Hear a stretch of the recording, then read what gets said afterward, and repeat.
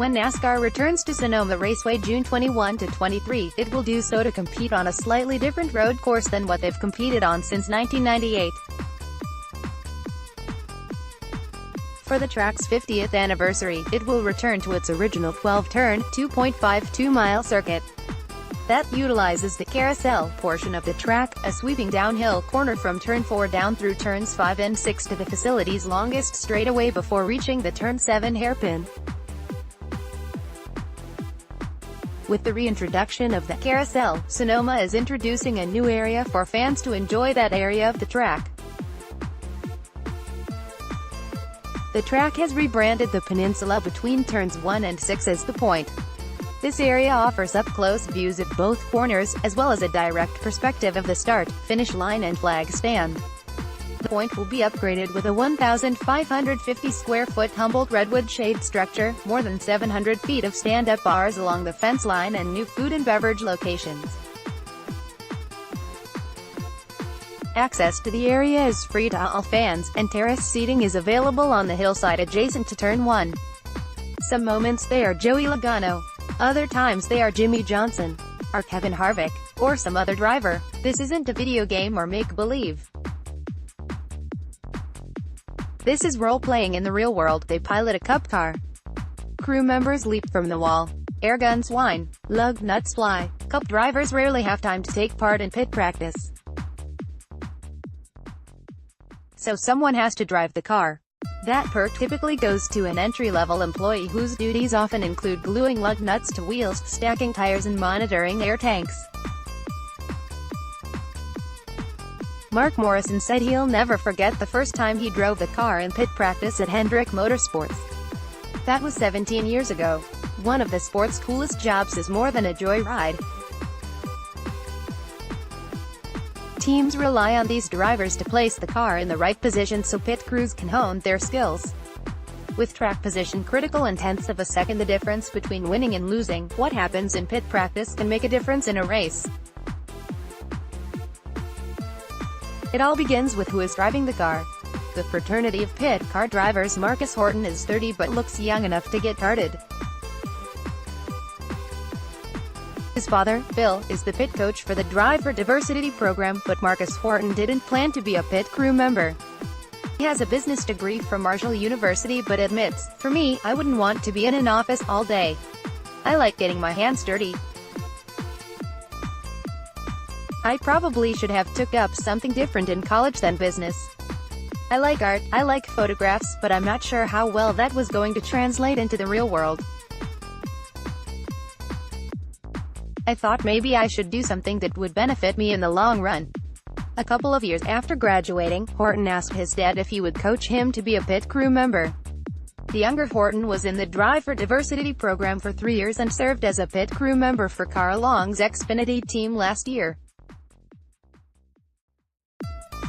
Horton joined Stewart-Haas Racing in December as a developmental pit crew member. Eric Harps drove the car during pit practice at Hendrick Motorsports until a recent promotion to the engine shop. Photo: Dustin Long. Eric Harps, 22, was recently promoted to the engine shop at Hendrick Motorsports, ending his tenure driving the pit car. He trained at Universal Technical Institute in California. Harps moved to North Carolina 2 years ago to work in the sport. About 6 months after he arrived, he got a job at Hendrick Motorsports. Chris Tomberlin, 22, joined Team Penske on January 2 as a developmental pit crew member. He will graduate this year from the University of North Carolina at Charlotte, where he was a receiver on the football team. "I've always been a fan of racing," Tomberlin said. "The job opportunity presented itself. I could not accept it." That was before he found out he would be driving a stock car. Not your father's car. When Harps told his parents he drove a car in pit practice at Hendrick Motorsports, his mother screamed in excitement. But that wasn't the first time he had been in a car. He had to undergo training, as any Hendrick pit car driver does, before taking part in live pit stops. "You can't step into one of them and think you're going to drive it," Harps said. Hendrick Motorsports car has a race engine, providing more horsepower than a standard passenger car. The Hendrick car has a manual transmission, not automatic like many passenger cars, so if you can't drive a stick, you wouldn't be able to drive these cars. Hendrick Motorsports also sets the car for each track. With the series heading to Talladega Superspeedway, that means the car will have a smaller brake package. At Stewart-Haas Racing, they have 3 different pit cars, so Horton has to know each of them. Each steering wheel is different. One is tight, another turns more freely and the other one rates between the two. The brakes also are different in each car. They're touchy on one car, less so on the others. Every day it's like a new day for me trying to figure out where the car is going to stop and how I'm going to handle it, Horton said. That's why each driver makes test runs before pit crews jump in front of the car. Silver dollar eyes. One of the biggest adjustments for any pit car driver is seeing people run in front of the car during practice. The craziest thing is just from driving normally out on the roads, your instinct is to avoid a person, said Andy Papathanasiou, director of human performance at Hendrick Motorsports and a former pit car driver. Having people run in front of the car is jarring for new pit car drivers. Photo, Dustin Long. But when you are driving a pit practice car, you have to just focus on your mark because there are guys jumping all around you and you can't veer from your path or then they will be in danger. So you have to literally put the blinders on and just expect that they're going to get out of your way. Chris Krieg, pit crew coach at Stewart-Haas Racing, says when pit car drivers first do live stops, they all have the same condition. He calls it silver dollar eyes, for how their eyes widen. Horton admits when the pit crews started jumping in front of him, it altered how he entered the pit stall. I was stopping earlier and slowing down a lot sooner, he said. I don't want to hurt anybody on our team. It was definitely a hard time because they would be like, you can bring it in hotter, and I'd be like, actually I can't because I think I'm going to hit you guys if I do that. Do your job. If the car stops beyond where the crew is positioned, they have to adjust and it slows the stop. Same for when the car stops too short. There are times when a pit coach will tell the driver to purposely stop short or long or close to the pit wall to test the pit crew and prepare them for possible race situations. Other times, it's more important to hit the right spots so the pit crew can get their reps. The more you practice during the week with the guy who knows exactly how to put the car where he needs to put it, the better you feel for the racetrack on Sunday, said Landon Walker, fueler for William Byron's team. At Stewart-Haas Racing, they'll have Horton or whoever else is driving the car to try to imitate each of the drivers for the pit crews. Each driver has their own nuance on how they enter the stall, something you likely can't tell unless you saw them pit time after time. There are those who will lock their brakes to stop or roll the car in or stop short consistently. The pit car driver is critical, Krieg said. If we waste a bunch of practice because they're not hitting the marks where we need them to, they're wasting time in reps and beating and banging on the crew's body. Every rep is valuable and those guys have to be spot on. A part of the action. It's a ride of a lifetime even if one is only traveling about 50 yards to the pit stall. It's got a lot of power behind it, Harp said. The clutch is not an easy thing to overcome just because it's stronger than a regular clutch. You have to have a lot of leg power. It's very hard to get going without spinning the tire.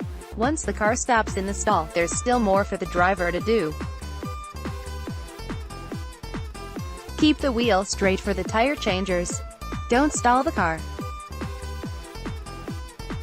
It's cool to actually be able to feel the changers hit their lugs and feel the jackman make his first punch on the car, feel the carriers slamming that tire on the car, Tom Berlin said. It's rare to be able to experience it. It's an experience only a few get. It's quite a ride.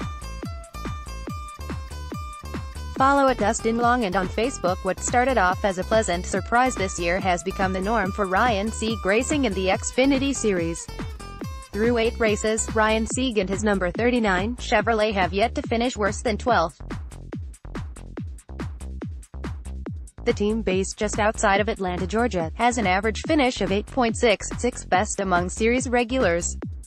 Heading into the second off weekend of the year for the Xfinity Series, Sieg is probably still cleaning up from the Larry's Hard Lemonade shower he received after he placed fifth last Friday at Richmond. According to veteran crew chief Shane Wilson, the second non-superspeedway top 5 of Sieg's career was made possible by what Sieg didn't do a month earlier at Sonoma Raceway in Phoenix. By not tearing up their short-track car at Phoenix, it allowed the team to take that car's setup and add Richmond-specific tweaks that worked out pretty good, Wilson said Tuesday night on SiriusXM NASCAR Radio's The Late Shift. Sieg has kept his cars clean so far, finishing on the lead lap in every race but one, Bristol, 12th, and earning 5 top 10s.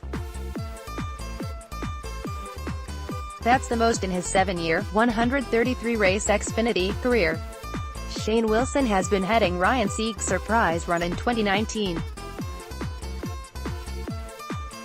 Photo by Jerry Markland. Getty Images for NASCAR. 2 weeks before Richmond, Sieg captured the first stage win of his career by not pitting late in Stage 2 at Texas Motor Speedway. What Wilson has accomplished with the family-owned team is a product of a late union and a big departure from what Wilson was used to just a few years ago with Richard Childress Racing. Wilson, who last year was crew chief for Carousel upstart Fury Race Cars, was hired a couple of weeks before Speed Weeks in Daytona. Since then, Wilson wakes up every Monday around 3:45 a.m. at his home in the Charlotte area and drives around 200 miles to the team's shop in Sugar Hill, Georgia. Most times I get home by Wednesday night and then we go race, Wilson said. That's kind of been my schedule so far. A little here, a little there. I chase parts in the Charlotte area, Mooresville some days.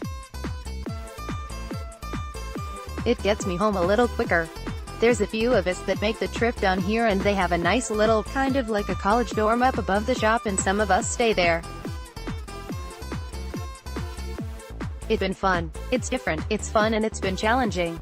Another part of Sieg's surprise performance this year are the cars he's been keeping unscathed. The team bought 3 new cars from RCR in the off-season. We had the ECR engine deal and it was good year to buy cars from RCR because they downsized from numerous Xfinity cars to a single car, Wilson said. I feel like we got good stuff. It's a good relationship. The Siegs bought or leased engines from RCR for many years ever since they've been racing in the Truck Series. So they're a good engine customer to ECR, bought a lot of chassis from Richard. That's kind of where it stops. There's a few different tiers that you can get nowadays and we don't get simulation or any kind of parts tracking or the database or anything like that. Chevrolet helps us with a few tools. We have what we need and we don't have a whole lot extra, but we have enough to compete, Wilson said. Recruiting talent to help out the small team is made easier with fewer Xfinity teams. But he's not just getting help from the North Carolina and Georgia areas. I got a good friend of mine doing our shocks now and shipped some more of those up to him in Vermont, Wilson said. Wilson said the experience reminds him of the days when we volunteered and helped out our best friend. Ryan has some experience, so he's very helpful, Wilson added. His feedback is good now that we have current cars, good engines. More people working on it. We're able to put up more of a fight at the racetrack. On Wednesday's edition of NASCAR America's Motor Mouths, a caller, Texas Tommy, from Corpus Christi, Texas, offered a question that got analysts Kyle Petty and Steve Letarte thinking and talking. Given how Tiger Woods won the Masters this past Sunday in dramatic fashion, and also given how much success Woods has had in his career, Texas Tommy wanted to know whether Petty and Letarte agreed if Kyle Busch, with all the success he's had, is the Tiger Woods of NASCAR. He's about the best driver NASCAR has and most dedicated of races he's put in the Cup, Truck and Xfinity Series, Texas Tommy said. He's about the best driver that I can come up with next to Jimmy Johnson. He's shown promise in every series and he has no stop in him, Tiger Woods, after winning the Masters this past Sunday. Is Kyle Busch the Tiger Woods of NASCAR? Petty both agreed and disagreed. That's a valid point if we look at wins and what he does on the racetrack. Petty said of Busch, "Yes, Busch has those numbers. Tiger Woods won his 5th Masters and 15th major, all that. You look at all that and what Kyle Busch has done at a relatively young age. Tiger Woods did the same thing at a young age. The problem is, and the difference is, Tiger Woods has the entire sport of golf on his shoulders. It grows, it falls, it goes to the left, to the right. Everything Tiger does, every fan that follows golf is watching, whether you like Tiger Woods or not. Kyle Busch doesn't have that. He isn't that way. He doesn't have that connection to the fans, for whatever reason. People love to boo him, but if they boo him, they're not going to follow him. I don't know if we have that Tiger Woods personality or person in NASCAR. I think Kyle Busch moves the needle for me. What he does on the racetrack, what he does in the garage area or on the radio, he moves the needle. Jeff Gordon moved the needle, then Dale Earnhardt Jr. moved the needle, and then there's been nobody since. Letart, former crew chief for Dale Earnhardt Jr., agreed with Petty, yet also added he believes Chase Elliott has the potential to become NASCAR's version of Tiger Woods, but with a caveat. Tiger Woods doesn't move the golf needle, he moves the needle outside of golf. Letart said, "That's really what we're talking about. Let's be clear. There are very few people in any sport that transcend their sport. Tiger Woods is one of them." Jeff Gordon was on Saturday Night Live. He was outside of NASCAR. In the current world of NASCAR, Clint Bowyer has a great personality, but doesn't have Tiger Woods' numbers on the racetrack. Kyle Busch, I'm not going to say he has Tiger Woods' numbers, but he's one of the few that have great numbers but lacks the relatability, the needle, outside the sport. You can't generate it, something has to cross.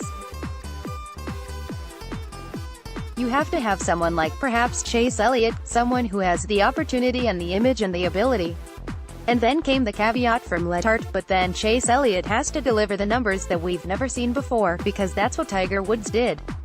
You've got to start talking 10-win seasons and championships. ...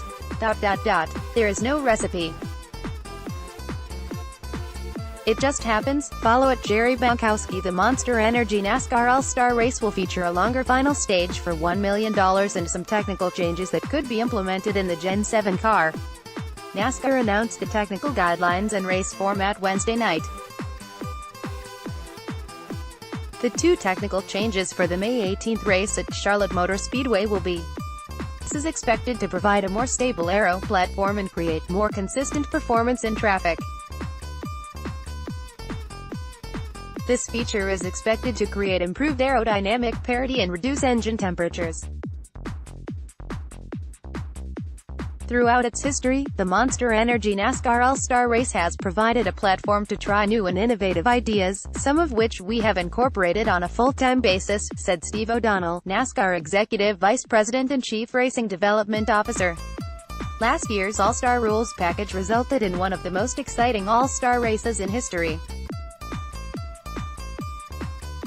With a similar package, and added elements that we could see in the next generation race car, we expect another must-watch event.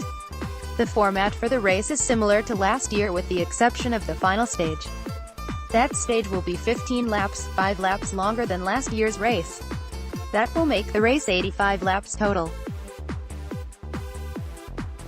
The first stage will be 30 laps and the next 2 stages will be 20 laps each. Green flag and yellow flag laps will count in the first 3 stages. Only green flag laps will count in the final stage. Each stage must end under green. Overtime procedures will be in place for each stage. If the race is restarted with 2 laps or less in the final stage, there will be unlimited attempts at a green, white, checkered finish. As was the case last year, there is no mandatory pit strategy. The Monster Energy Open, which also will be held May 18th, will be 3 stages. The first 2 stages will be 20 laps. The final stage will be 10 laps. That is the same as last year. Each stage winner in the Monster Energy Open advances to the All-Star race. Those eligible for the All-Star race are winners from last season and this season, previous All-Star winners who are competing full-time in the series, Cup champions who are running full-time in the series, the 3 stage winners from the Monster Energy Open, and the winner of the fan vote, which is underway at NASCAR.com/fanvote. Drivers who are eligible to compete are Eric Almirola, Ryan Blaney, Clint Bowyer, Kurt Busch, Kyle Busch, Austin Dillon, Chase Elliott, Denny Hamlin, Kevin Harvick, Jimmy Johnson, Eric Jones, Brad Keselowski, Joey Logano, Ryan Newman, Martin Truex Jr. Kevin Harvick won last year's All-Star race. Alex Bowman, Daniel Suarez and AJ Allmendinger advanced to last year's All-Star race by winning a stage in the Open. Chase Elliott was the fan vote winner. Also, the format for All-Star qualifying will remain the same. Qualifying will include a pit stop. Weekend passes for the All-Star race are $79 per person and include admission to the May 17th Gander Outdoors Truck Series race at Charlotte, All-Star qualifying, the Monster Energy Open on May 18th, and the All-Star race after that. Kids 13 and under get in free on May 17th and for $10 with an adult purchase on May 18th. For more ticket information, call 1-800-455-FANS or visit charlottemotorspeedway.com. Let's block ads.